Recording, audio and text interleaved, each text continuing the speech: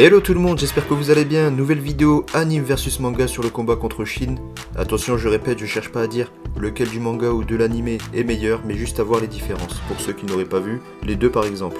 Allez, on commence tout de suite, c'est parti. Shin le père apparaît grâce à la chose avec un de ses fils, entre guillemets, et lance directement l'offensive. Dans l'anime, il lance 5 lames, alors que dans le manga, il en lance bien plus.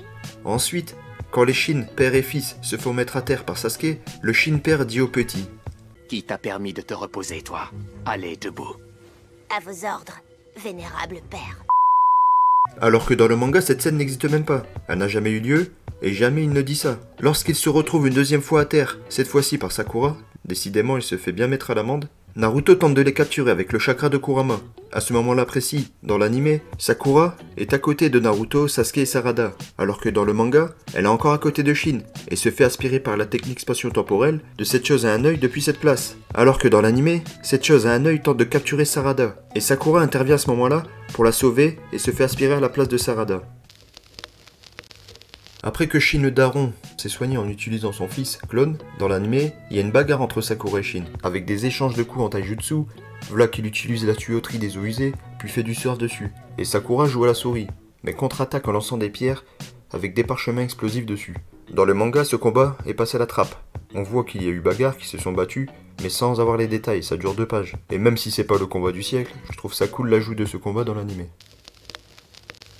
Dans l'anime, toute la bande dont Sasuke apparaissent en courant sans qu'on le sache comment dans le repère de Shin. Puis Sasuke intervient pour sauver Sakura avec son Susanoo, qui détruit la jambe gauche de Shin.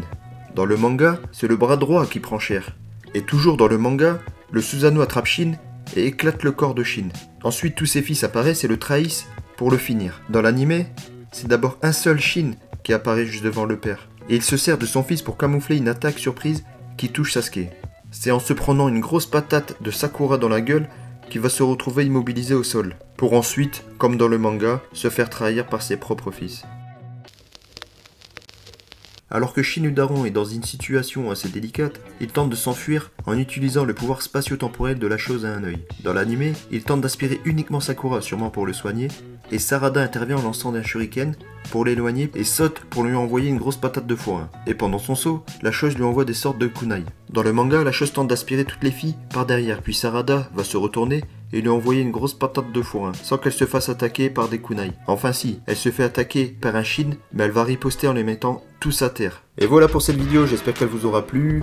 C'était une petite vidéo assez rapide. Dites-moi si vous avez préféré le manga ou l'anime pour ce combat, ou peut-être que vous avez aimé les deux comme moi. Sur ce, je vous dis à très bientôt. Ciao ciao.